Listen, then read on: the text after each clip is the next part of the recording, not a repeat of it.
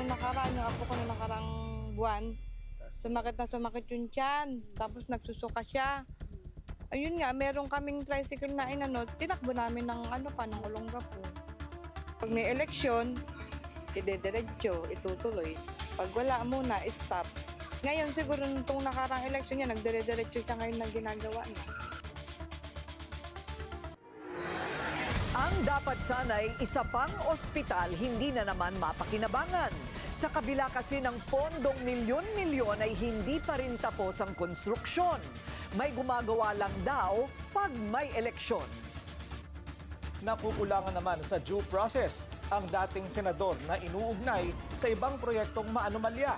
Ang isang kontraktor gusto naman ipatigil ang pag-expose sa kanya. Magandang gabi. Ako si Willard Cheng. At ako si Corina Sanchez Rojas. Sa mga kaibigan nating Chabacano, buenas noches. Simulan na natin ang agenda.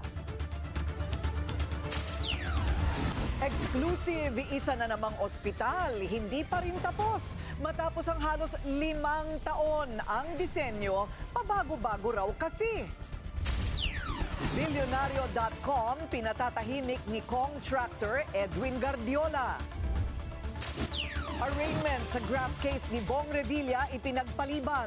Due process sa kaso kulang daw ayon sa kampo ng dating senador. Zaldico, handa raw tumistigo sa impeachment proceedings laban kay PBBM. Isang senador, tetestigo rin. Bilyonaryo Congressman Leandro Leviste pinalitan bilang board member ng Mterra Solar Philippines. Novak Djokovic, bilib kay Alex Ayala. Kontrobersyal na pagdagsa ng fans sa Australian Open, dinepensahan. At Oppa in trouble. South Korean star Cha Yun-woo iniimbestigahan dahil sa umano'y tax evasion.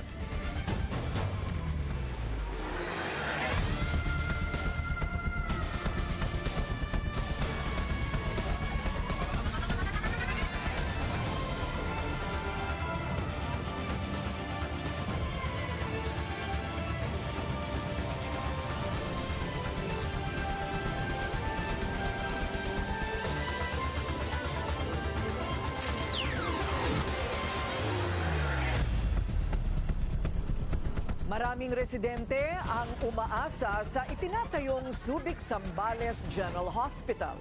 Pero sa kabila ng higit 300 milyong pisong pondo, bakit nga ba hindi pa ito napapakinabangan? Ang detalye sa exclusive agenda report ni Pierre Pastor. Halos 5 taon na pero hindi pa rin matapos-tapos ang Subic Zambales General Hospital sa Barangay Asinan Proper, Zambales. Kapag nagkakasakit o may emergency ang mga residente dito, kailangan pang tumakbo sa Olongapo City o di kaya ay sa San Marcelino.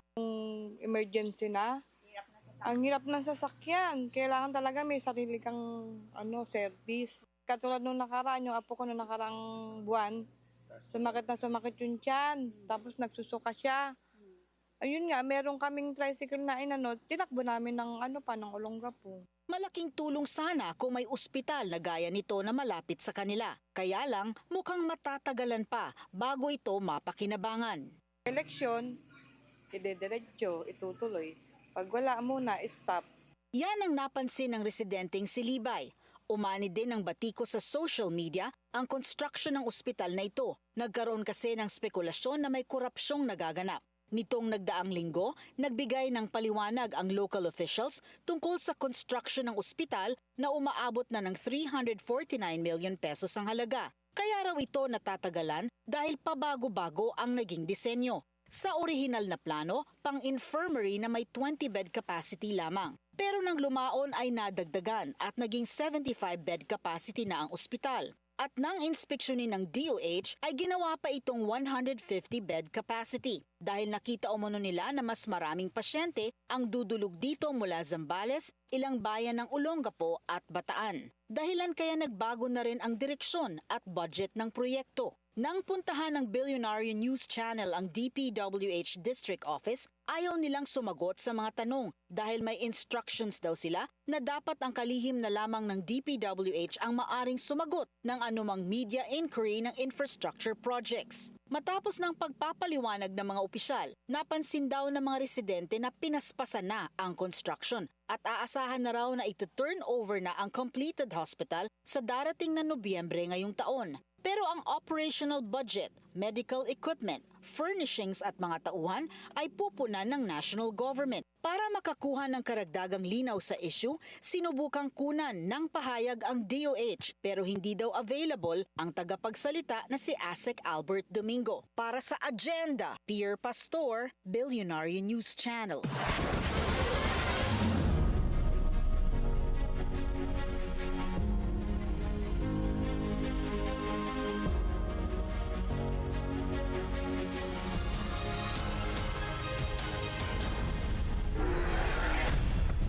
Rescheduled sa susunod na buwan ang arraignment sa malversation at graft cases ni dating Senador Bong Revilla. Iginigiit kasi ng kanyang kampo na hindi umano malinaw ang impormasyon ng mga kaso. Narito ang agenda report ni John Manalo. Nauwi sa pagpapaliban ang arraignment ni dating Senator Bong Revilla ngayong araw matapos nitong hindi maghain ng plea sa Sandigan Bayan. Kaugnay ito sa hinaharap niyang malversation at graft cases dahil sa pagkakadawit niya sa 92.8 million pesos na umano'y ghost infrastructure project sa Pandi, Bulacan. February 9 na nakatakda ang arraignment ni Revilla sa parehong kaso, kung saan pag-uusapan din ang mga mosyon na inihain ng kanyang kampo.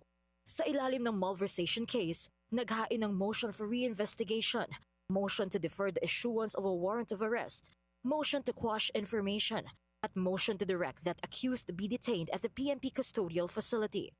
Ayon sa legal counsel ni Revilla na si Attorney Riody Anthony Balisi, inihain nila ang mga nasabing mosyon dahil sa umano'y kakulangan ng due process sa kaso ni Revilla. Hindi raw kasi naipaliwanag ng maayos sa kampo ni Revilla ang impormasyon sa malversation case. Factually lang, just to clarify that our client did not receive a copy of yung makapal na complaint. All that we had received was yung motion to add additional respondent and additional evidence. And that was treated as a supplemental complaint. So yun yung factual na na-receive namin. Wala pong natatanggap yung makapal. Yung resolution, sir? No. Yung complaint on malversation, it appears with falsification. Dagdag pa niya, kahapon lang din daw natanggap ng kampo nila ang resolusyon mula sa ombudsman. That is the resolution of the ombudsman. We just received it yesterday. What is that?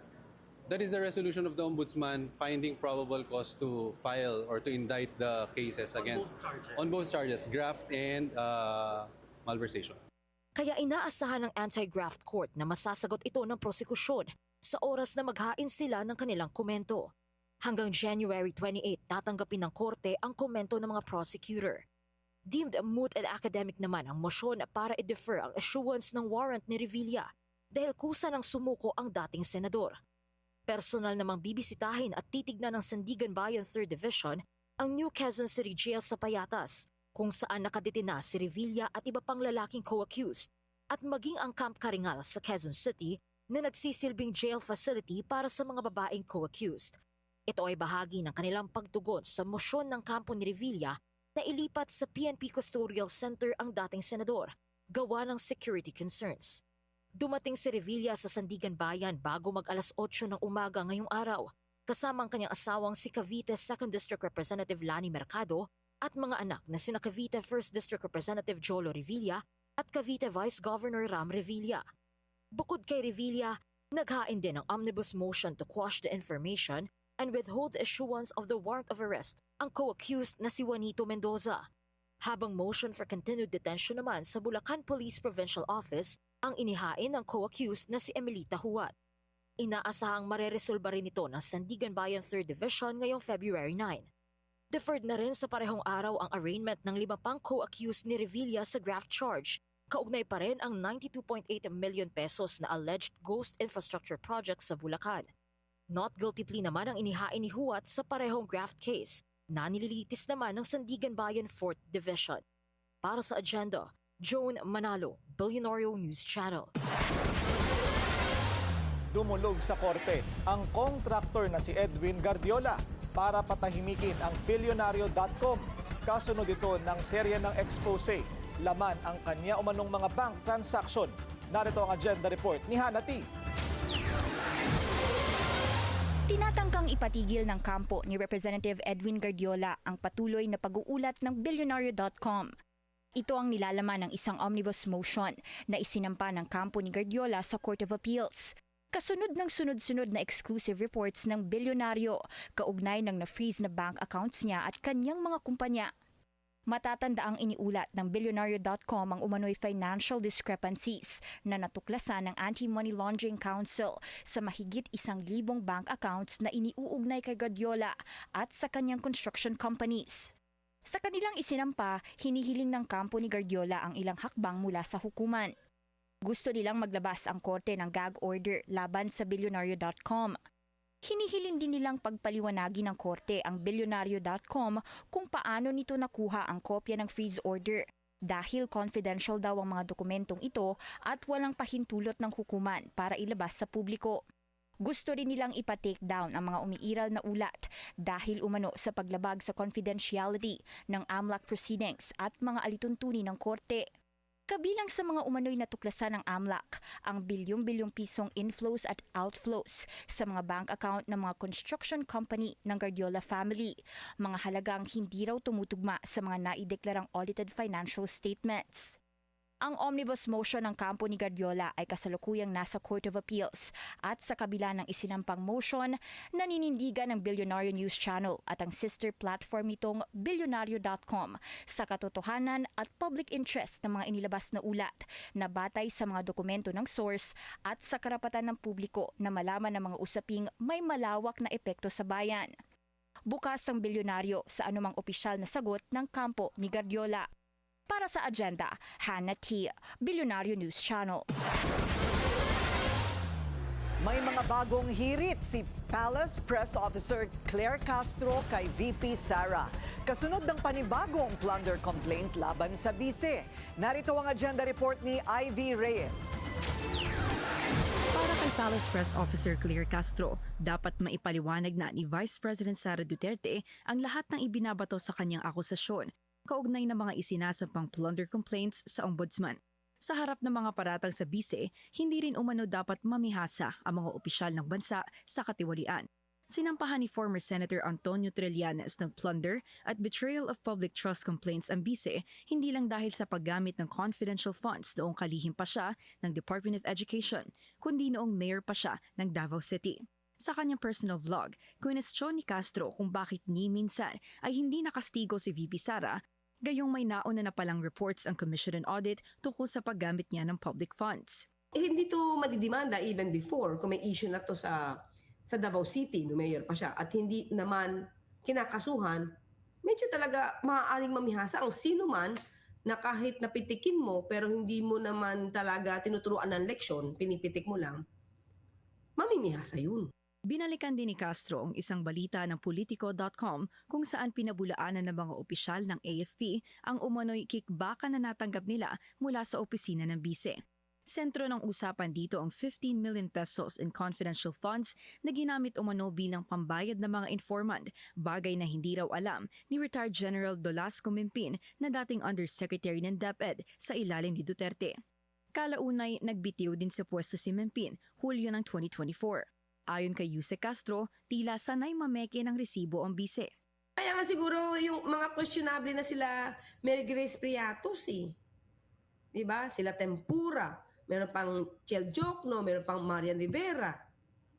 Diba? Ito yun, kung sanay silang gumawa nito mga at hindi sila natatakot gumawa ng resibo, gagawin nila yun.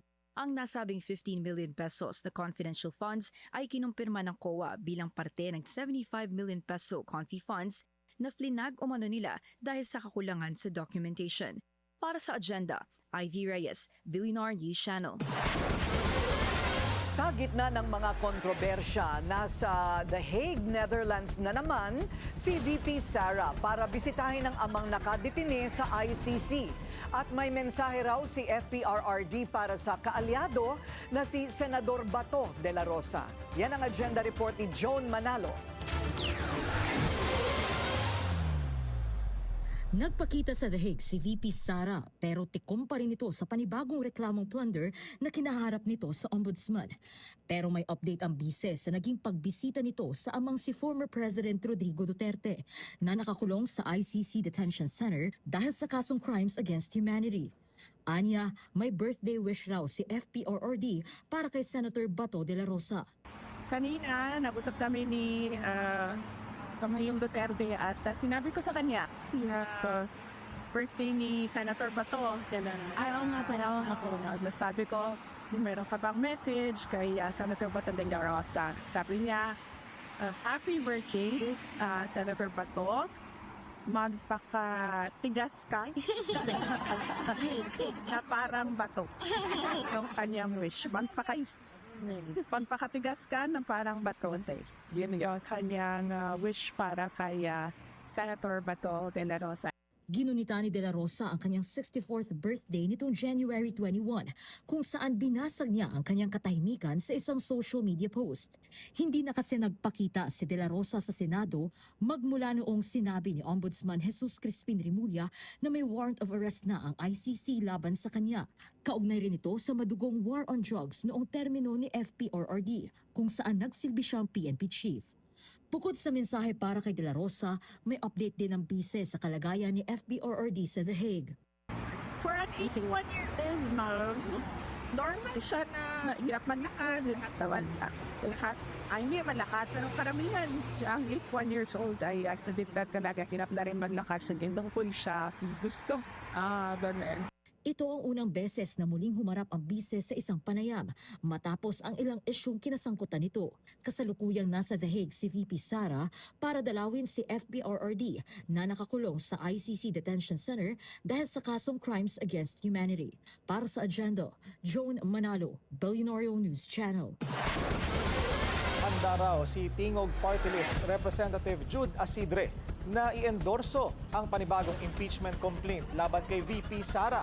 Sa The Spokes ng Billionario News Channel, iginiit ni Asidre na ito lang ang tamang gawin. Ikinakasana ang panibagong reklamo laban sa bise at ihahain umano ito sa Kamara sa oras na matapos ang one-year ban rule sa February 5. May possibility no na magkaroon ng impeachment complaint si VP Sara. Endorse niyo po ba? Well, ganito. Parang nilagay mo naman yata sa ano eh. Oops. I had to ask. It's another elephant. Daming elephants dito. With the impeachment ni Inday Sara, ni Vice President Duterte, it's a different thing kasi. For us, it's the logical and principled consequence of all the hearings that we did in the previous administration. I mean, in the previous Congress. So, for as long as those questions remain unanswered, syempre, attorney, we will have to stand by the findings of the committee during the investigation that we ourselves had. May babala naman si Senador J.V. Ejercito sa gitna ng mga tangkang paalisin sa pwesto sina PBBM at VP Sara. Anya, makakadagdag lang ito sa political instability. Narito ang agenda report ni Dexter Ganibe ng Abante. Hindi maiwasang ikumpara ni Senate Deputy Majority Leader J.V. Ejercito ang Pilipinas sa mga kapwa bansa nito sa Southeast Asia pagdating sa development. Nakakadismayaan niya na makita na umaarangkada na sa paglago ang mga bansang dati ay nauungusan ng Pilipinas. Ngayon, nakabuntot na niya tayo sa kanila. It's really a frustrating situation in our country. Instead of us talking about development, panggaling ka ng Vietnam, galing ka ng Thailand, galing ka ng Indonesia, Malaysia, pag umuwi ka, parang they're all doing the right things, no? Talking about new railway system, new airports, magandang healthcare system. Tabang pag-uwi mo sa bansa para tayong hindi lang napag-iwanan, para pa tayo nag-regress. Reaksyon ito ng senador sa pag-usad ng impeachment complaints laban kay PBBM at ang napipintong pagsasampa ng bagong reklamo kay VP Sara Duterte. Bukod sa mga ito, Nariyan pa niya ang nagpapatuloy pang investigasyon at pagsasampa ng kaso sa mga idinadawit sa pinakamalaking corruption issue sa bansa, ang flood control scandal. With the incoming on two impeachment against President and the Vice President, talagang political instability na ito. So, I hope that we can survive all of this so that we can move forward, no? Something to look forward to. Kapag naiakyatan niya sa Senado ang mga impeachment cases para litisin, gagawin naman nila ang kanilang mandato. Masakit man ang idudulot nito sa imahe ng Pilipinas sa pananaw ng international community. Accountability, yung mga salary, yung mga kasalanan, kailangan talaga natin panagutin. Show cause order, pero kailangan showcase din tayo. We have to show the world that we are still doing something positive for the country. Ayon kay Ejercito, hamon na lang sa kanila ang ipakita na ginagawa ng Kongreso ang tama para sa bansa. Para sa agenda, Dexter Ganibe, Abante!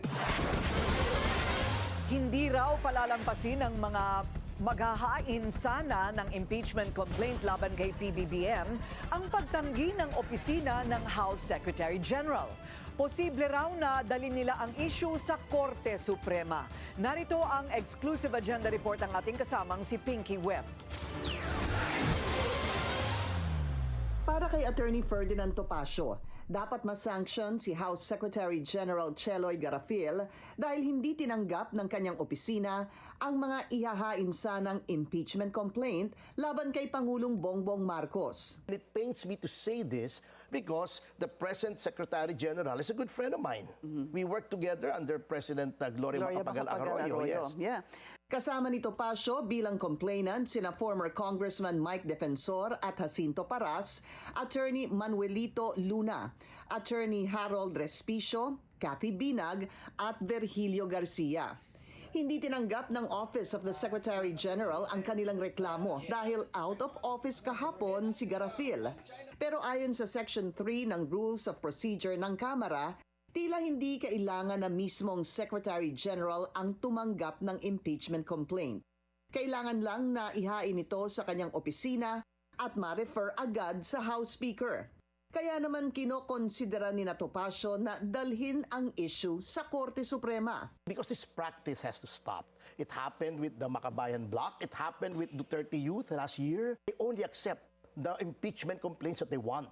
And those that they do not want, they find one reason or another to reject it or refuse to accept it outright. Sa On Point ng Bilyonaryo News Channel, iginiit ni Topacio na mas malakas ang kanilang reklamo kaysa sa unang impeachment complaint na inihain ni Attorney Andre De Jesus. I believe there is a lot of evidence that is what they say res ipsa loquitur, or they speak for themselves. The failure to veto certain provisions which have already been held unconstitutional in the 2013 case of Belgica.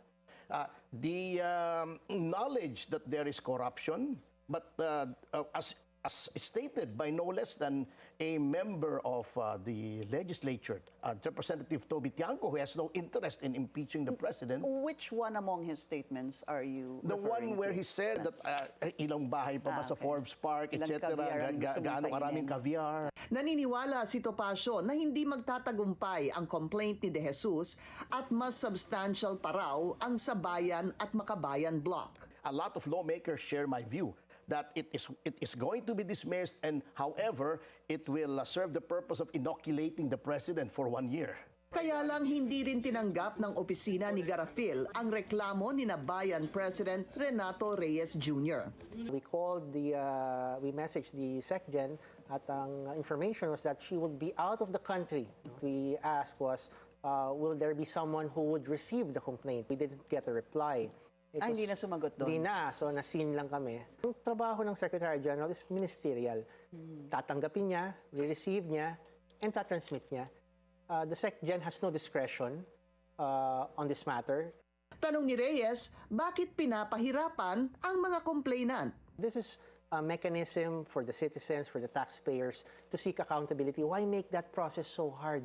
Plano ni Reyes na bumalik sa Kamara sa Lunes para tiyaking tatanggapin nito ang kanilang reklamo. It would be really bad faith if they know that we are filing, yet they will proceed with referring just one complaint and exclude the others. So bakit may pinapaboran? The impeachment should not be a rat race. Hindi naman po dapat ito unahan lang ng unahan. Tignan natin yung substantial public interest in this case. Aminado si Bayan President Renato Reyes na hindi sila optimistic o malakas ang loob sa kapalaran ng kanilang impeachment complaint. Gayunpaman, tungkulin daw nila na ito'y ihain pa rin para sa hustisya. Congressman Leandro Leviste pinalitan bilang board member ng Mterra Solar Philippines. Susunod yan sa agenda.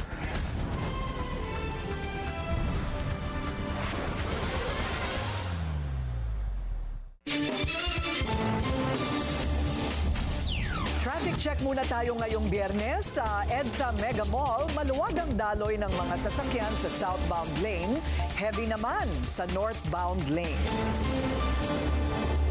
Pinalitan na si Batangas Congressman Leandro Leviste bilang board member ng Mterra Solar Philippines Incorporated.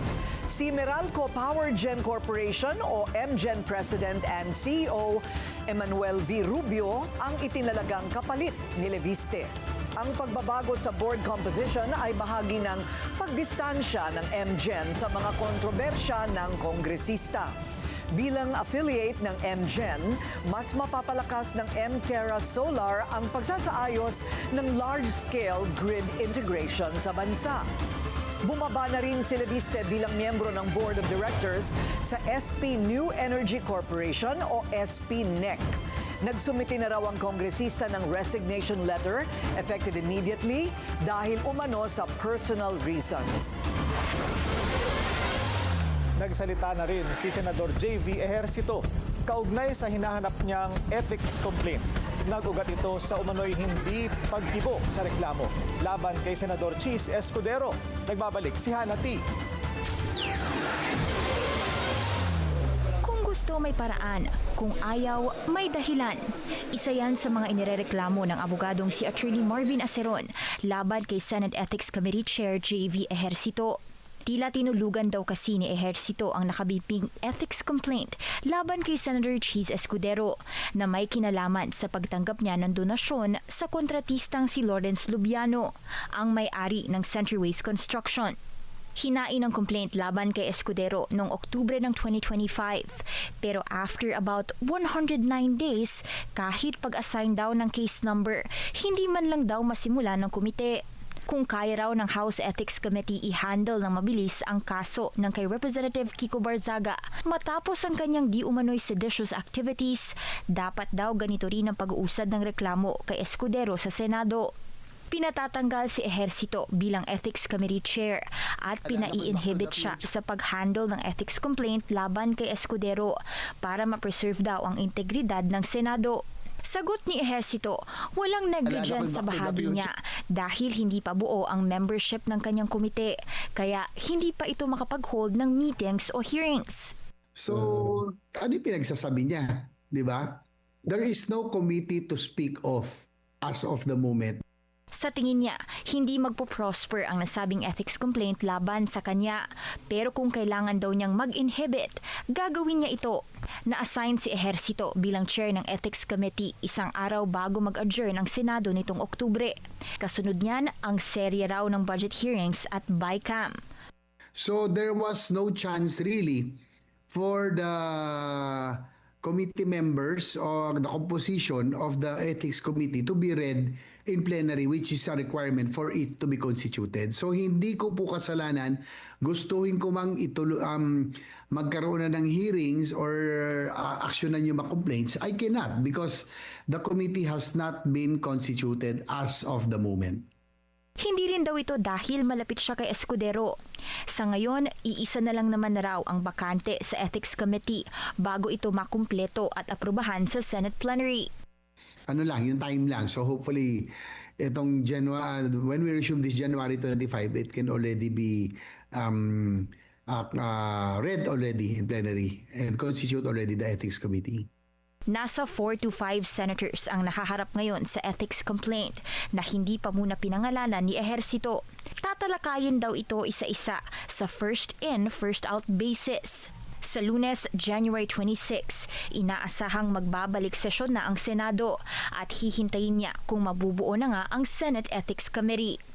Para sa agenda, Hannah Tia, Billionario News Channel. Pinalagan ni PCG spokesperson for the West Philippine Sea, Commodore J. Tariela, ang mga akusasyon ng China na sangkot umano siya sa smear campaign. Giit ng opisyal, pinapakita lang niya kung sino ang totoong bully at biktima. Ang detalye sa agenda report ni Joash Malimban. Pinatawag umano ng Chinese Foreign Ministry ang Philippine Ambassador to China para maghain ng anilay strong protest laban kay PCG spokesperson Commodore J. Tariela. Kasunod yan ng maiinit na palitan ng mga pahayag ni Tariela at ng Chinese Embassy kaugnay ng maritime disputes. Ayon sa Chinese Foreign Ministry, inflammatory, confrontational, misleading at baseless umano ang mga pahayag ni Tariela laban sa China at kailangan umanong ayusin ng Pilipinas ang negative impact ng anilay mapanirang mga pahayag ni Tariela bago pa raw tuluyang masira ang bilateral relations sa pagitan ng dalawang bansa. Sa isang pahayag, sinabi ni Tariela na hindi umano mai-intimidate ng China ang bansa sa pamamagitan ng pananakot sa isang public servant. Patunay rin daw ito na mas takot ang China sa isang mas informed na mundo kaysa sa international law. Paglilinaw ng PCG spokesperson, hindi provocation ang transparency sa West Philippine Sea. Aniya, paraan lang ito para maisiwalat ang tunay na bully aggressor at ang mga tunay na biktima. Dagdag pa ni Tariela, kung talagang nais ng China na maayos ang umano'y negative impact, dapat lang daw na respetuhin ng bansa ang 2016 Arbitral Award. Umatras sa mga umano'y illegally occupied reclaimed islands at paghinto sa pagharas sa mga mangingisdang Pilipino. Matatanda ang nauna nang naglabas ng statement ang Department of Foreign Affairs at sinabing sinusuportahan nila ang mga opisyal at institusyon ng pamahalaan na patuloy na nagtatanggol sa soberanya ng Pilipinas. Pero paninindigan din ng DFA, dapat umanong pag-usapan ng magkaibang stances ng dalawang bansa sa pamamagitan ng established diplomatic channels sa halip ng patutsadahan sa social media. Para sa agenda, Joash Malimban, Billionaire News Channel. Hindi pa rin tumitigil ang dineport na Russian vlogger sa pambabatikos sa Pilipinas. Ilang immigration official naman ang sinibak dahil hinayaan pa rin siyang makapag-record ng content kahit nakakulong. Narito ang agenda report ni Kiko Falve. Wala na ang bakas ng pagsisisi sa mukha ng Russian vlogger na si Vitaly Sorobetsky matapos makabalik sa kanyang bansa. Sa kanyang ex-post nitong Miyerkules, ipinagmalaki niya na matapos ang 290 days ng pagkadetine sa Pilipinas, kasama ang mga daga at ipis at more than 35 Celsius weather, he is finally free. Dagdag pa niya, out of the 290 days, he spent 91 days in complete isolation. Anya, they wanted me gone, but I'm here. All glory to God. Kalakip sa post ang larawan niya sa detention cell at maikling video na nakahubad at nakasilip sa ulan sa likod ng rehas. Maging isang picture sa BJMP facility na tila nasa isang Bible study. Just landed in Russia, it's minus 34 Celsius, and your boy is headed to the front lines. I'm free, baby! Dineport ang vlogger nitong January 17 matapos tanggihan ng Amerika dahil sa criminal record at residency issues. Permanently blacklisted na rin si Vitaly sa Pilipinas dahil sa pambubuli at mga kasong unjust vexation, theft at public harassment. Sa isang interview kay Aiden Ross na posted na rin sa X, binalikan ni Vitaly ang anyay bangungot sa kanyang detention sa Pilipinas. First 3 months, bro, I was in isolation. Solitary. Cage, 35 degrees Celsius, no ventilation, rats, cockroaches, and just sweating all day. Just shower after shower, buckets. That's all, bro. Been wiping my shit with my hand, no toilet paper. Agad namang binigyang linaw ng BJMP ang bumabiral na post ng vlogger. Ayon sa ahensya, nanatili sa kustodiya ng BJMP si Vitaly sa loob lamang ng 7 araw o mula June 11 hanggang 18, 2025. Ang larawan na ibinahagi niya sa kanyang social media account kung saan makikitang nasa loob siya ng isang BJMP facility. Kuha raw sa idinaos na Welfare and Development Program, partikular ang pagsasagawa ng Bible study. Ang isa pang imahe na naipost ni Vitaly kung saan nagpapakita na mayroong may hawak ng sigarilyo at ang umano ay paggamit ng mobile phone ay hindi naman kuha sa loob ng BJMP facility. Sinabi ng BJMP na mahigpit na ipinagbabawal sa lahat ng kanilang pasilidad ang yosi at paggamit ng cellphone. Ayon kay Palace Press Officer Attorney Claire Castro, tinalakay na ng Malacanang ang insidente sa BI na kinumpirma na nakapag-video ang blogger sa unang bahagi ng kanyang pagkakakulong sa BI Warden Facility. Dahil anya dito, 3 ang natanggal na immigration officer at marami ang nakumpiska na mga cellphone. Tiniyak naman niya na patuloy pa ang investigasyon at nagbabala na maaari pang may matanggal na opisyal kung mapapatunayan ang kanilang kapabayaan o pagkakasangkot. Para sa Agenda, Francis Polbe, Billionario News Channel. Ang Pampanga ang latest inspection stop ni DPWH Secretary Vince Dizon. Tumambad sa kalihim ang tulay na 8 taon na raw na delay ang konstruksyon. Narito ang agenda report ni Ian Maghanoy. Tanghaling tapat ng suyurin ni Public Works Chief Vince Dizon ang Arayat, Pampanga. Kasama ng kalihim si Pampanga Vice Governor Dennis Pineda at Arayat Mayor Jeffrey Luriz. Tumambad kay Dizon ang hanggang sa ngayon ay nakatenga pa rin konstruksyon ng San Agustin Bridge. Putol ang isang bahagi ng tulay kung saan may mga nakaabang na steel bar sa magkabilang dulo. Sa ibaba nito ay ang nakatenggang 3 pundasyon at bigang may nakausling mga abang na steel bars, sheet piles na itinanim sa gitna ng ilog na suporta sa lupang pinaghuhukayan ng backhoe, nakatenggang crane machine at 10 mga bigang nakatabi lang sa Pampanga riverbanks. Ayon sa kalihim, 2018 pa nang simulan ang konstruksyon ng tulay. Kung ano yung nakikita nyo ngayon, 8 years nang nakatenga to. So ito, magandang kaya maaalala nyo, nagloko pa ako sa inyo, although jokes are half meant. Gusto ko nang tumalon dito noon kasi nagalit ako dun sa flood control doon. Tapos pagdating dito, nagalit na naman ako lalo. Ang San Agustin Bridge pa naman sana ang inaasahang magsisilbing pusod ng mga probinsya ng Central Luzon para sa kalakalan. Una-una, national road to, no? National road to nga diadaan. So, dito dumadaan papuntang Nueva Ecija, Gapan, no? Cabiao. So, halos lahat dito. So, pag ito na-stop, itong project ng mga ganito, maraming tatamaan ng mga negosyante.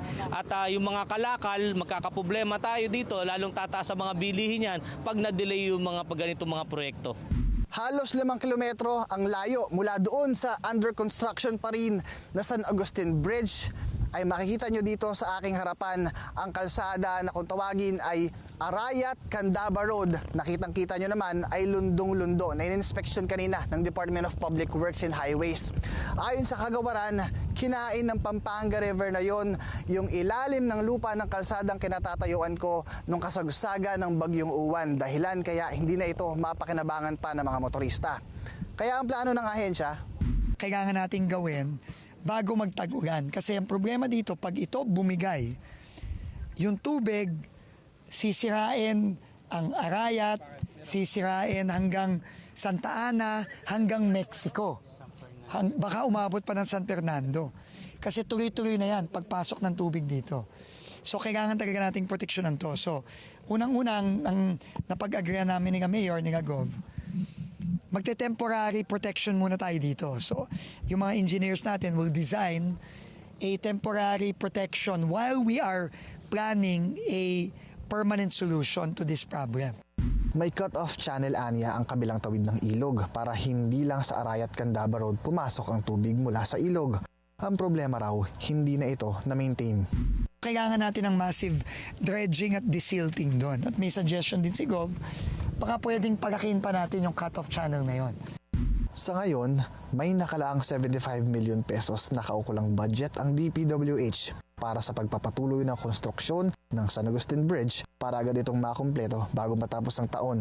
Mananatili namang sarado ang Candaba Arayat Road para sa mga motorista hanggang nagpapatuloy ang rehabilitasyon nito na inaasahang matatapos bago ang rainy season.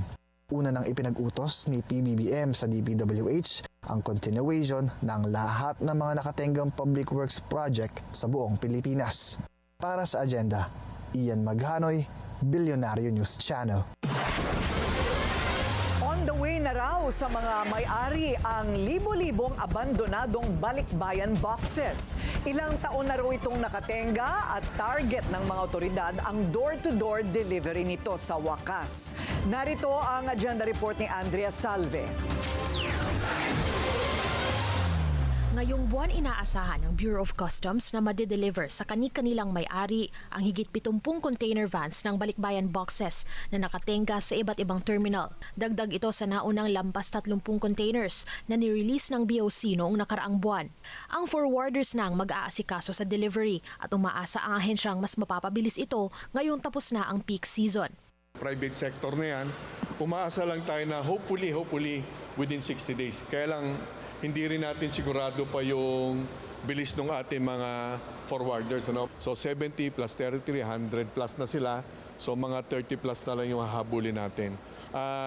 Pipilitin natin mas mabilis talaga mapadala. Hindi bababa sa 8 buwan ng nakatenga sa mga terminal ang higit 100 containers ng balikbayan boxes matapos na abandonahin ng mga mapagsamantalang deconsolidator. Hindi nagbayad ng duty sa taxes at sinadya raw umano na patagalin ang pagproseso sa mga ito.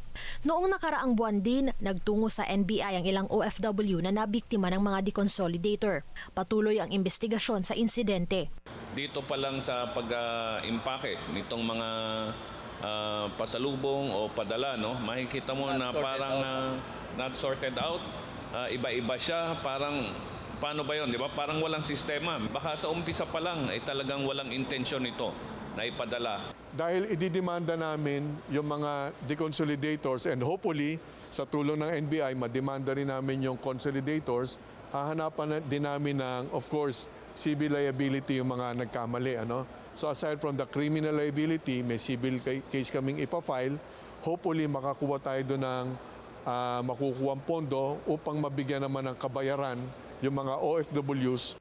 Kasabay ng gumugulong na investigasyon, ni-revoke na rin ng BOC ang accreditation ng 11 deconsolidator na nasa likod umano ng naabandonang balikbayan boxes.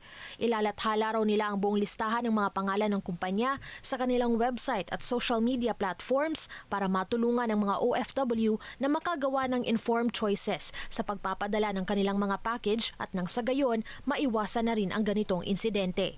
Para sa agenda, Andrea Salve, Billionaire News Channel. Ibabalik na ng BIR ang pag-issue ng Letters of Authority o LOA sa unang quarter ng taon. Giit ni Finance Secretary Frederick Go, mahalaga ang mga tax audit para maabot ang revised 3.4 trillion peso revenue target para sa 2026. Pero paglilinaw ng BIR, lilimitahan ang bilang ng mga LOA na ilalabas at i-digitalize ang audit selection process. Magpapatupad din ng revalida system o ang pag-review sa mga auditor. Sinuspindi ang pag-issue ng mga LOA noong Nobyembre matapos magreklamo ang mga negosyante at mambabatas na ginagamit daw ito sa korupsyon. Kasado na sa April 8 at 22 ang oral arguments kaugnay ng consolidated petitions na kumukwestiyon sa unprogrammed appropriations at special accounts sa 2024, 2025 at 2026 General Appropriations Act. Yan ay itinakda ng Korte Suprema sa Baguio Supreme Court alas 10 ng umaga. Magkakaroon din ng preliminary conference sa February 4 sa Session Hall naman ng Supreme Court sa Maynila. Hinihiling ng mga petitioner na ipawalang bisa ang mga pagbabago sa budget na ipinasok umano ng Bicameral Conference Committee. Grabe ba ang lamig sa Benguet? Nabalot ng frost o andap ang mga pananim matapos bumagsak sa 5 degrees Celsius ang temperatura. Yan ang agenda report ni Alex Asalil ng Abante. The bed is calling. Paano ba naman para kasing nagyelo ang umaga sa Benguet matapos bumulusok sa 5 degrees Celsius ang temperatura? Sa barangay Englandad, Payao Atok, kita ang andap o frost sa mga pananim, bintana ng mga bahay at maging sa mga sasakyang nakaparada sa labas. Carried over ang malamig na panahon sa Baguio City, 10.6 degrees Celsius ngayong Biyernes ng umaga. Mas mababa kumpara kahapon na 11 degrees Celsius ayon sa Pag-asa. Sa sobrang lamig, pati mga bulaklak, halaman, damo at pati mga sakyan may froze na o andap. Ang mga residente kanya-kanya na lang ng diskarte para malabanan ng maginaw na panahon. Aliw na aliw naman ang maraming turista sa malamig na klima ng lungsod. Marami sa kanila ang handa ng mag-staycation ngayong weekend upang masulit ang lamig at preskong simoy ng hangin ng Baguio. Inaasahang magpapatuloy ang malamig na panahon hanggang Pebrero o maagang bahagi ng Marso. Para sa agenda, Alex Asalil, Abante. Resigned Congressman at fugitive Zaldico handa raw tumistigo sa posibleng impeachment complaint laban kay PBBM. Susunod yan sa agenda.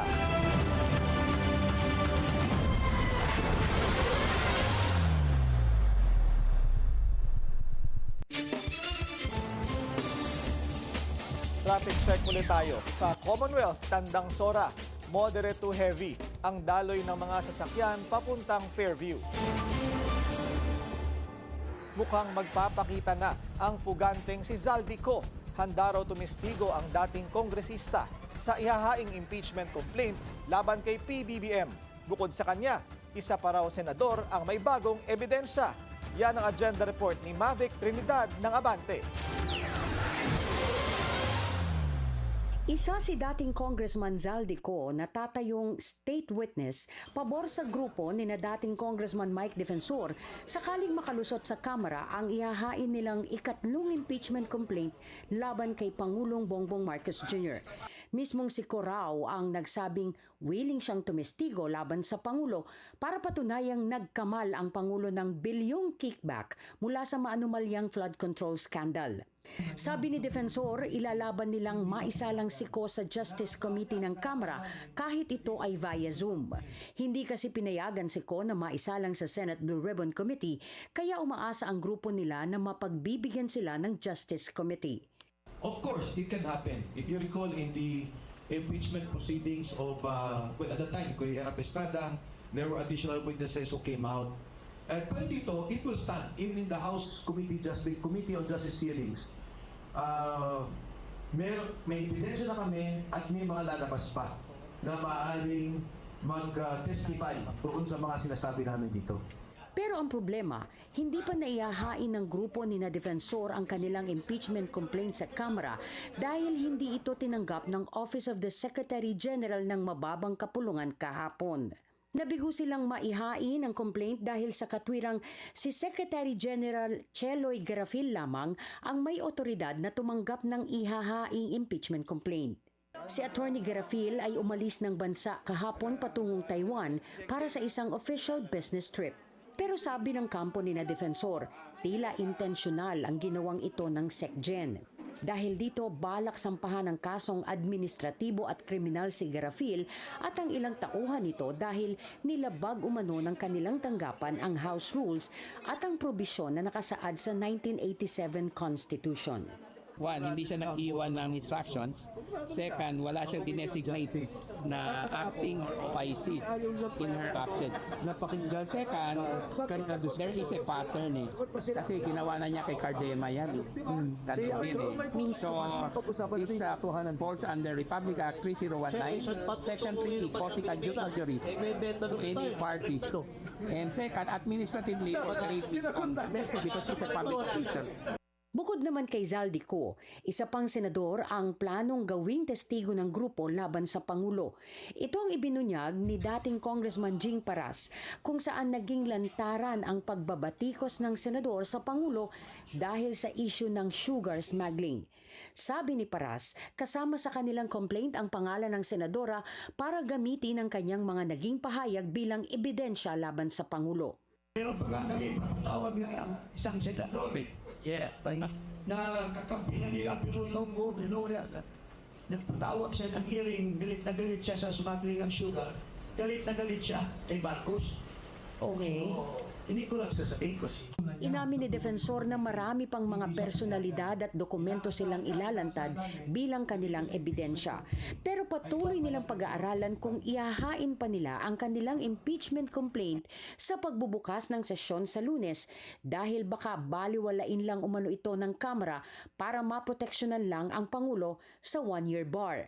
Aminado silang maliban sa impeachment ay wala nang ibang paraan sa korte man o sa ibang institusyon na maaaring kasuhan at patalsikin si Pangulong Bongbong Marcos Jr. Para sa agenda, Mavic Trinidad, Abante. Optimistic ang DTI sa nilagdaang free trade agreement sa pagitan ng Pilipinas at UAE. Bukod sa kalakalan, mapapahusay daw nito ang pamumuhunan sa bansa. Narito ang agenda report ni Mikey Oreta. Hindi na lang ito usapang pirmahan. Ang tanong ngayon, paano ito magiging totoong negosyo at trabaho para sa mga Pilipino? Ang Comprehensive Economic Partnership Agreement or CEPA sa pagitan ng Pilipinas at United Arab Emirates ay pumasok na sa yugto ng implementasyon. From a strategic point of view, Secretary Roque, what can the UAE give the Philippines, especially now? Okay, the UAE can export to us petrochemicals. Actually, that is the main product of the UAE. But they also have machineries, they also have the fruits and nuts. But actually for us, the big deal is really for our goods to be exported there. Especially now that we get the preferential tariff, meaning zero tariff instantaneously, right when we signed the CEPA. For local manufacturers, that means lower costs, better pricing power, and the direct gateway into the Middle East. Pero hindi lang trade ang target nito. The CEPA is meant not just to increase trade, it's also there to increase investments. Do you expect this to translate to more UAE investments into the Philippines? Ang yaman-yaman nila. Correct. So much that they can do here. Yes, actually we met with the big ones. I've been meeting actually even before the CEPA was signed, no? But there were big ones that we've actually met with the President during the CEPA signing. Number one was ADNOC, which is an oil petroleum company, which is very huge. So we're actually continuously meeting with them to establish some oil hubs here in the Philippines. We're hoping to establish other things that we can do with them. So they're actually coordinating now with DOE Secretary. And then we also have the DAMAC, which is the data centers. They want to establish really huge data centers here in the Philippines. So that's also good for us because then that will provide jobs. And that will also bring in a lot of investors to the country because they need data centers. Importante ngayon in the world ang data centers. And of course, Masdar, which is the renewable energy. We need renewable energy. We need to bring down the cost of manufacturing. Mga oil hub, data centers at renewable energy, mga proyektong direktang nakakaapekto sa presyo ng kuryente, gastos ng pag-manufacture at kakayahan ng Pilipinas na makipagsabay sa ibang bansa sa region. And the strategy doesn't stop at the Middle East. We can still trade with actually South America. Marami pang potential because now there's a deep sea port there that they just opened actually last year. You don't have to pass through the US anymore. It's straight already. Then it saves 10 to 12 days. And it can accept now a lot of goods. So hindi ka na magbabayad ng tariff on the way there. So it's and the potential and the market there is very big. And soon we will be signing the Chile FTA. Mas maikling biyahe, mas mababang gastos, and more markets for Filipino products. Mula Middle East hanggang South America, malinaw ang direksyon. Palawakin ang markets ng produktong Pilipino at akitin ang pamumuhunan na may pangmatagalang benepisyo. Sa panahon ng mabagal na global growth, ang laban ngayon ay hindi sa mga pangako, kundi sa implementation. Para sa agenda, Mikey Oreta, Billionario News Channel. Papasukin na rin ang property company na Mega World Corporation ni Bilyonaryo Andrew Tan ang MICE sector. Matapos i-launch ang Mactan Expo sa Cebu, nakikita itong magpapasigla sa turismo at international events na makakatulong daw sa local economy. Ang detalye sa agenda report ni G. Baroga. Habang dahan-dahang bumabangon ang turismo sa Pilipinas, gumagawa ng strategic moves ang Mega World Corporation ni Bilyonaryo Andrew Tan na magpapalakas sa industriya.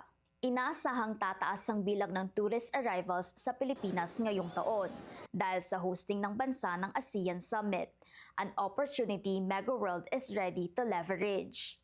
Nasa sentro ng estratehiyang ito ang Mactan Expo sa Cebu, ang kauna-unahang stand-alone convention center ng Mega World. Dr. Tan has been very excited about our development specifically on tourism because that is really his vision that every township that we build, we should be able to really help boost the country's tourism industry. This also marks Mega World's entry into the MICE or Meetings, Incentives, Conferences and Exhibitions sector. Nasa loob ng 30-hectare Mactan Newtown Township sa Lapu-Lapu City, Cebu ang Mactan Expo. Sa susunod na linggo, gaganapin dito ang ASEAN Travel Exchange o TRAVEX na parte ng ASEAN Tourism Forum. Bubungad sa ASEAN delegates ang Echoes of Mactan, isang mural na nagpapakita ng heritage ng Cebu.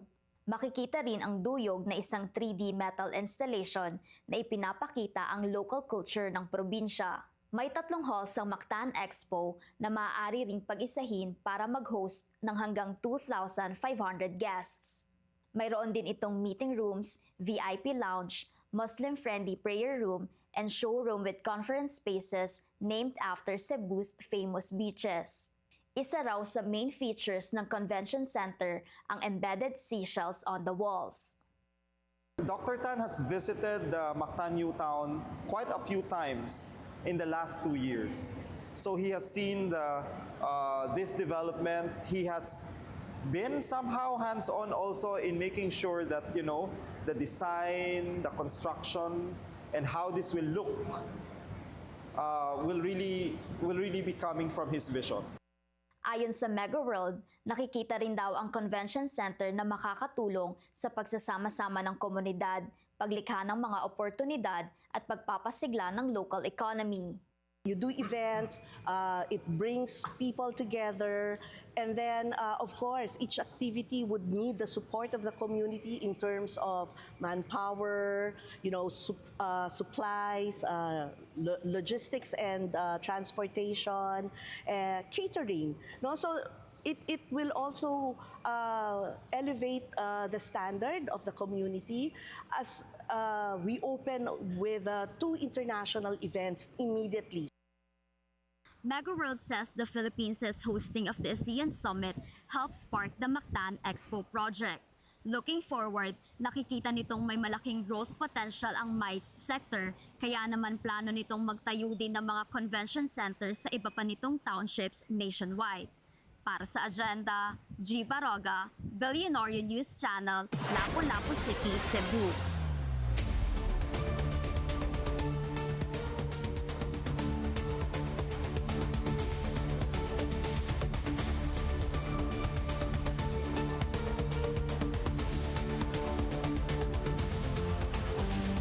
Opisyal nang dinisolve ni Japanese Prime Minister Sanae Takaichi ang parlamento. Ito ay para bigyang daan ang snap national elections sa February 8, kung saan 465 seats ang paglalabanan. Nais kasi ni Takaichi na samantalahin ang kanyang high approval ratings para makabawi ang kanyang partido after major losses noong mga nakaraang taon. Magsisimula ang campaign period sa January 27. Nagbitiw sa pwesto ang PhilAm president ng Utah Valley University sa Amerika, kung saan pinatay ang conservative activist na si Charlie Kirk. Sa kabila kasi ng matagumpay sana niyang pamumuno, may mga tanong pa rin tungkol sa kaligtasan at seguridad sa loob ng campus. Ang detalye sa agenda report ni US correspondent Albert Bataclan. Ang Filipino-American na si Dr. Astrid Tumines ang ikapitong pangulo ng Utah Valley University o UVU. Pero matapos ang halos walang tuon sa panunungkulan, nagbitiw na siya sa pwesto. Sa gitna ito ng matinding pagsusuri sa kaligtasan ng campus at ng pambansang diskurso, kaugnay ng pagpaslang sa konserbatibong komentaristang si Charlie Kirk sa campus ng UVU noong Setyembre. Sa kanyang pahayag ng pagbibitiw, inilarawan ni Tumines ang kanyang panunungkulan bilang isang gawaing minahal. Inamin din ni Tumines na hindi siya kumporme sa pagtuliksa ng Administrasyong Trump sa international students at foreign workers.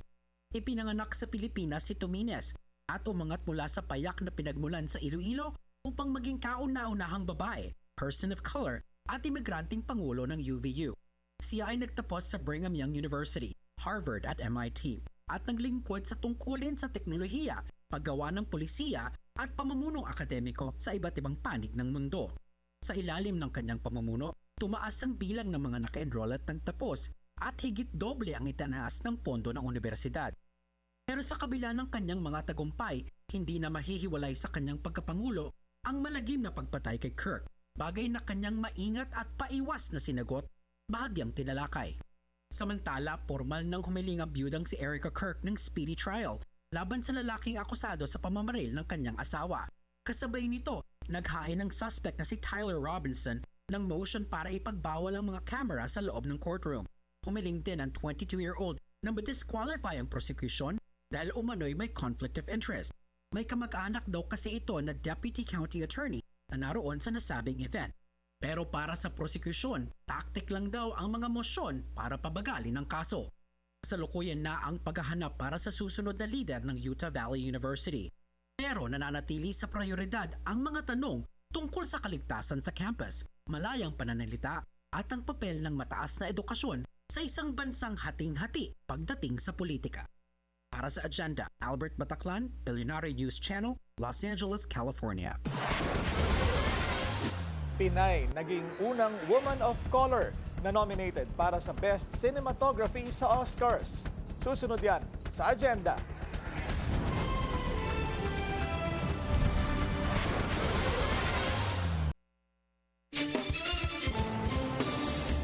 Isa pang traffic check ngayong Friday rush hour sa EDSA Quezon Avenue flyover. Heavy ang daloy ng mga sasakyan sa magkabilang lanes.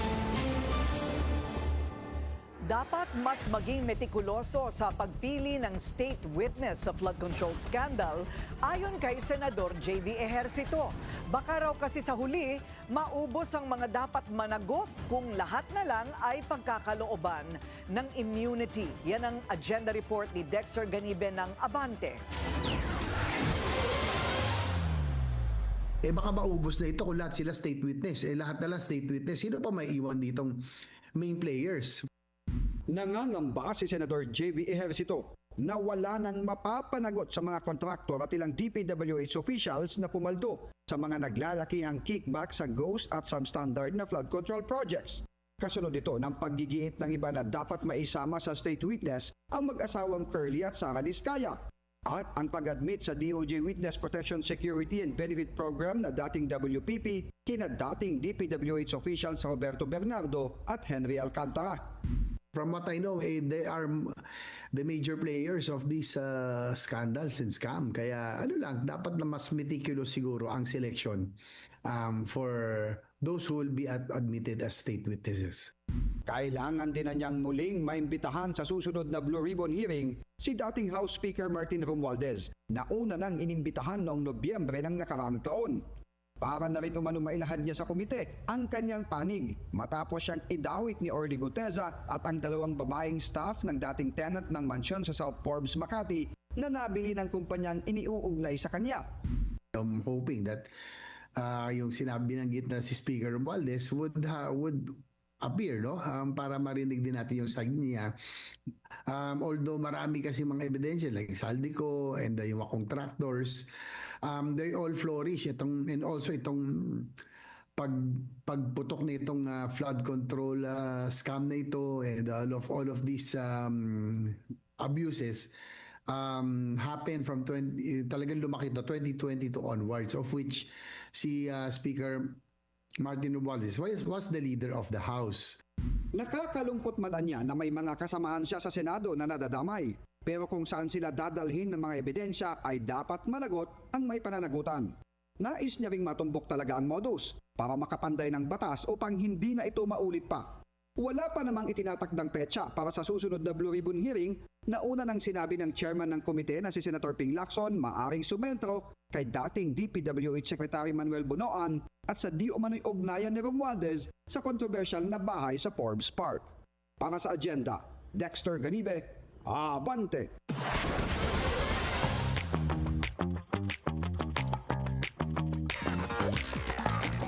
Humaharap si South Korean star Cha Yun-woo sa major tax controversy. Over 20 billion won ang sinisingil sa True Beauty actor for alleged tax evasion. That's more than 800 million in pesos. This stems from a paper company founded by his mom na meron daw service contract with his agency, Fantagio. Depensa ng Fantagio, law-abiding citizen daw si Yun Woo at willing to fully cooperate. Nag-request na ng pre-assessment review ang team ng actor-singer para i-challenge ang desisyon. A Pinay making Oscar history. Si Autumn Durald Arcopo ang first woman of color nominated for Best Cinematography. She worked in Sinners, which is her second collab with Ryan Coogler after Black Panther: Wakanda Forever. No woman has ever won the Oscar for cinematography. Speaking of Sinners, gumawa rin ng Oscar record ang film, landing 16 nods. That's the most in the Academy's history. On to some of the biggest surprises and snubs sa Oscar this year. Kabilang sa mga usap-usapan ang nomination ng F1 ni Brad Pitt for Best Picture. While the film has been highly praised for its editing and visual effects, many didn't expect it to be nominated sa biggest award of the night. Wala naman kahit isang nomination ang Wicked for Good after the first film earned 10 Oscar nods and even won 2. One of the big standouts today, sadly, is that Wicked got no nominations. Wicked for Good, the second part of the two-part Wicked movies, got nothing. Ariana Grande, a lot of people thought she was definitely going to get in there for supporting actress. Nothing. No song, no movie, no directing, no acting nominations. I think it's a sad day for Wicked. The Milan Cortina Winter Games just got hotter. Kabilang sina heated rivalry stars Hudson Williams and Connor Story sa Olympic torchbearers sa opening ceremony. After numerous guestings, this is yet another proof how popular the two have become dahil sa kanilang hit HBO Max series. Sa February 6, gaganapin ang opening ceremony ng upcoming Winter Olympics. Nakakuha ng suporta si American Congresswoman Alexandria Ocasio-Cortez mula kay Paris Hilton. The entrepreneur and socialite went to the U.S. Capitol to advocate for AOC's bill called the Defiance Act. Layon ng legislation to curb deepfake pornography and allow victims to seek damages. Sa press conference, shinare ni Paris ang kanyang personal experience. When I was 19 years old, a private, intimate video of me was shared with the world without my consent. People called it a scandal. It wasn't. It was abuse. There were no laws at the time to protect me. There weren't even words for what had been done to me. All it takes is a computer and a stranger's imagination. Deep fake pornography has become an epidemic.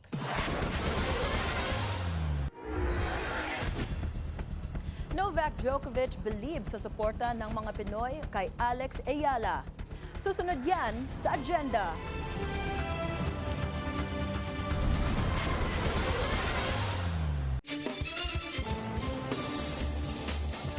Check ngayong Biyernes sa Commonwealth Diliman.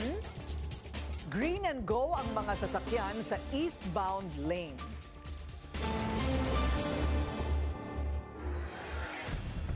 Good problem to have. Ganyan inilarawan ng tennis legend na si Novak Djokovic ang pagdagsa ng fans sa Australian Open. Anya, positive sign ito dahil mas lumalakas ang public interest sa tennis. Inihalimbawa pa niya si Pinay tennis star Alex Ayala na anyay biggest ever tennis player ng bansa. Big deal daw ang paglahok ni Ayala sa global stage dahil galing siya sa bansang may matinding suporta sa sport. Matatandaang na-call out ng netizens ang Pinoy fans noong Lunes dahil sa malakas na hiyawan sa match ni Ayala. Naging distracting daw ito sa loob ng court. Isang uri rin ng sining ang pagkarera. Ayon kay professional racer at gallery owner Gabby De La Merced sa At the Forefront ng Billionaire News Channel. Sinabi ni De La Merced na co-owner ng Vinyl on Vinyl sa Makati, nakatulong ang kanyang karanasan sa track sa pagpasok niya sa industriya ng Philippine contemporary art. We look at racing, there's a lot of brute force and there's a lot of aggression. But in reality, there's a lot of poetry into it. I consider it like dancing. Slow is to get you fast. It's like that. And when you unlock a certain racetrack, it's kind of like a chess piece. Then everything seems smoother, everything seems easier. So it's kind of like art in a sense. Isa ang vinyl on vinyl sa siyam na galleries na tampok sa Out Art 2026. Ipapakita sa exhibition na ito ang iba't ibang uri ng artworks ng Philippine contemporary artists. Ikakasa ang Out Art 2026 mula February 12 hanggang 15 sa SMX Convention Center sa Pasay. Hindi lang produktong Pinoy ang pinopromote ng isang Filipino-built cafe sa California. Bukod sa pagiging hangout place ng mga OFW, isinusulong din ito ang kahalagahan ng mental health. Silipin natin yan sa agenda report ni U.S. correspondent Henny Espinosa. Ito ang Daly City, California, kilala bilang Little Manila of the United States. Dito matatagpuan ang kauna-unahang Filipino-centered cafe at community space, isang kakaibang social enterprise na nakafocus sa Filipino AX population. Welcome to Kapwa Cultural Center, also known as KKC, tahanan ng Kapwa Cafe, kung saan benta ang Filipino-inspired boba. Would you like boba? Yes. Just having like a dedicated spot that's like very representative of our culture is like just really nice and inclusive to be here, and like obviously the drinks are great. They have a safe place to come, study, and have a space to themselves. So I see a lot of students my age every single day, and having this space up here, creates quite a community. Layunin ng KKC na itaguyod ang kulturang Pinoy sa mga kabataan sa pamamagitan ng mga programa, art, produkto at serbisyo para sa komunidad. Mayroon ding community pantry sa KKC, libreng pagkain at supplies, pati na rin mga damit para sa mga nangangailangan. Ang benta mula sa Kapwa Cafe ang nagbibigay pondo para sa kanilang specialized health at wellness services na nakatutok sa mental well-being ng mga kabataan.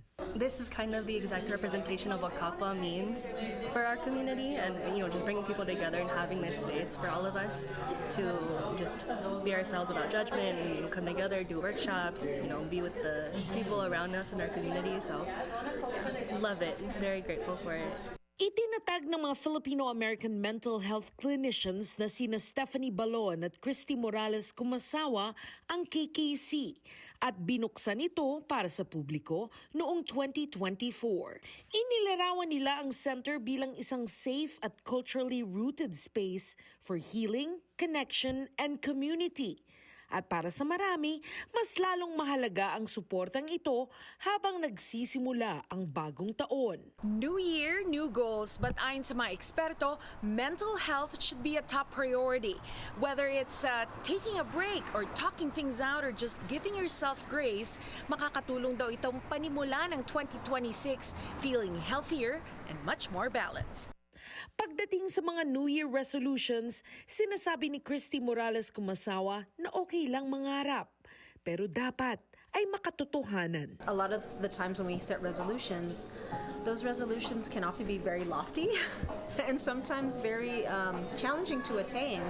It's not to say that you can't attain them, but it's also the mindset that we have that if it's something that's really like a big goal, we want to be able to give ourselves some grace about it and being a little bit kind to ourselves, right? Because sometimes it might not be realistic to, achieve this goal right away. Importante ding makinig sa totoong nilalaman ng damdamin para talagang matukoy ang gustong gawin sa buhay. Listen to what you really want. Is this something that you want, or is this something that you are pressuring yourself to do or to get accomplished because you're hearing it from somewhere else, right? Hearing it from social media, hearing it from your parents, hearing it from your partner, right? Ask yourself, is this what I really want? Kapag nakaramdam na ng pagka-overwhelm, mahalagang huminto ng sandali. Check in with yourself. And when I say check in with yourself, I mean like have some quiet time and space, put your phone away, and be able to ask yourself, how am I feeling in this moment? Right? Because we are so busy and sometimes overscheduled and overstimulated that we don't stop to ask ourselves, are we okay? Or if we're feeling anxiety or if we're feeling stress about something, sometimes we want to put it away and we distract ourselves with our phone. Importante ding magpawis. Get some movement in. You don't have to like spend an hour at the gym. I know that January and the new year brings folks to, I need to be fit, I need to get on a routine exercise regime. But really all you have to do is like allow for yourself to have some movement. Whether it's a walk, whether it's like pausing and taking a deep breath, whether it's just stretching. All of those simple things actually help somatically. And when I say somatically, those things actually have a physiological positive effect on our bodies. And as a result, it actually helps your mental health. Simple lang ang mensahe niya para sa bagong taon. Maaari kang mag-umpisa muli. Pero hindi mo kailangang maghintay ng isang buong taon. Sa bawat pagising mo sa bawat araw, may bagong pagkakataon ka muling magsimula. Para sa Agenda, Henny Espinosa, Billionaire News Channel, Daly City, California.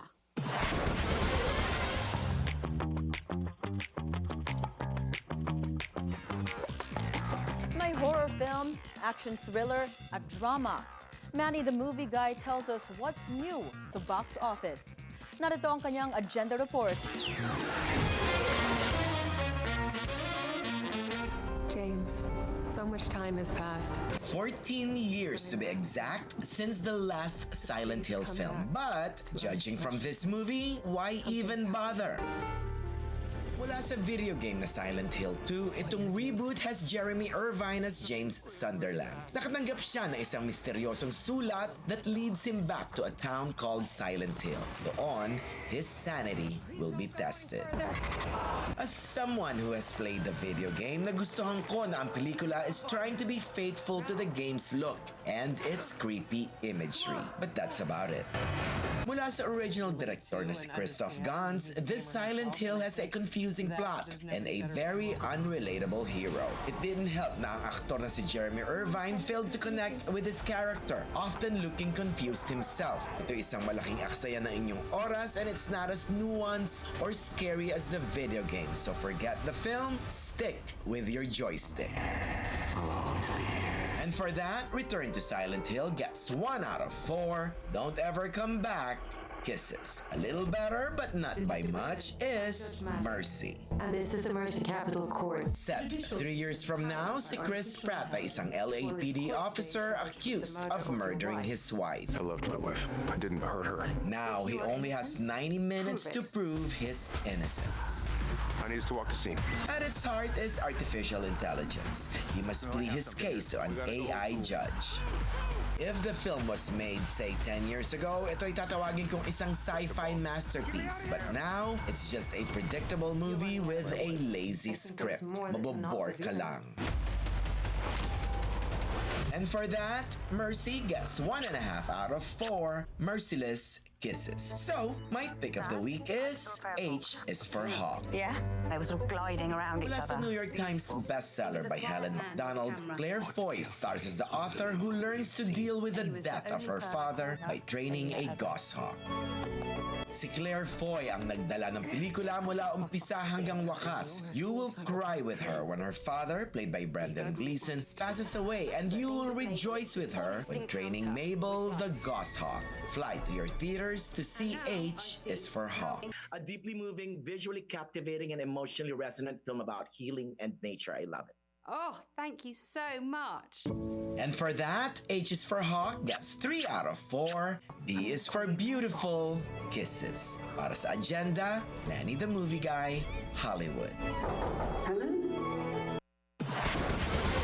Our very own Billionaire News Channel anchor, Attorney Karen Jimeno, has been awarded for media excellence at the Golden Icons 2026. Ayon sa founder and chairman ng Golden Icons na si Ronel Ibanez, Attorney Karen continues to set the standard for credibility, intelligence, and impact in business journalism and broadcast media.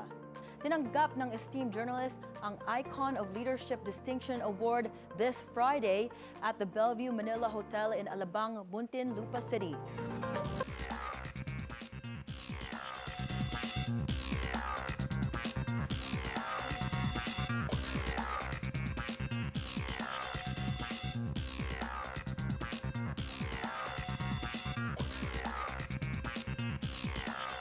Congratulations, Attorney Karen. Your BNC family is so proud of you.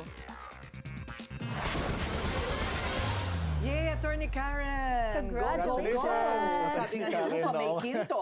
Todo na to. Todo na to. Fight, fight, talaga. fight. Huwag na pansinin ng mga nega. Ayun, di ba? Pero you can't help but pansin the nega. Right. We're getting worldwide recognition in a nega way. No, but you know what? That's a nice topic, ha? Palitan na lang natin ang topic natin. Okay, sige, Ano go. topic natin? No, alam mo yung mga nagre-reklamo that, you know, a certain news item is biased. Hindi ba? May mga, of course, we respect everybody's opinion and everybody's move to try to cancel Billionario or a certain news item. But the components of every news story should be what?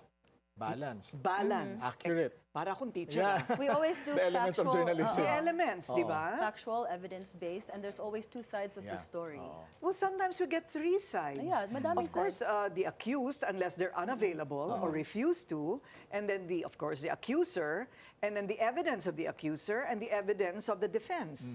Lahat naman po yan pinagsusumikapang makuha ng bawat reporter po namin, at yan ay inilalahad. So that the challenge to everybody complaining is, okay, so what's the basis of your complaint? Kailangan meron ding basis yung kanilang reklamo. Ayun. Pero if there were anything that needs to be clarified, Billionario is open to all sides. Yes. 3 Bs. Bold, brave, And balanced. Sabi ko Wala bang beautiful dyan? Beautiful, 4 Bs. Siyempre, hindi mawawala. Ano ulit? Paano? Brave. Ako naman Beautiful? si bold. Siya naman si beautiful. Hindi ba? So yun lang naman po. Kasi hindi ba medyo kinukuyog tayo ngayon ng mga accused. At saka ng mga hindi, yung mga naunahan natin. Pero we're getting praises then from a lot of people for being non-biased. Yes, well, thank you for that. Kasi a bias has to be established and proven. Yes. Right? So if you look at the product, makita mo nandun lahat ng elemento and it can be defended, you don't really have to reveal your sources. That is the right of a journalist. So, tingnan na lang kung ano yung ebidensya, hindi yung nagbigay ng ebidensya. Saka protected by law yan eh. Yung ability natin to keep our sources confidential. Exactly. Kasi Ayan. Diyan nakasalala yung demokrasya natin. Siyempre, hindi lahat ng tao willing magpakita para i-reveal yung katotohanan. Ay, syempre. Right, of course not. Kaya nga. Dangerous.